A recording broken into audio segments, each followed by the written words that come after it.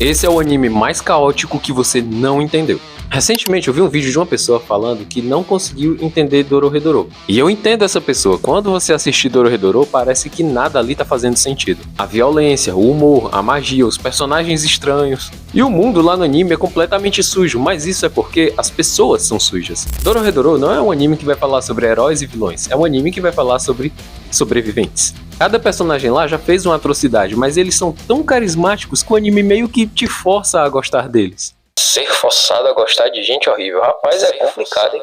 Então, a partir do momento que você vê que o anime tá envolto ao caos, é porque você entendeu o anime. Tudo aquilo ali é proposital, tá bom? Nada foi sem querer, nada tá mal feito.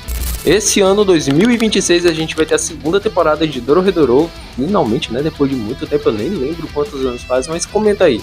Você já assistiu Dorohedoro? Você não entendeu? Você achou chato? Você achou sujo? E nossa, isso ficou quase um trava-línguas. Bom, comenta aí e me segue.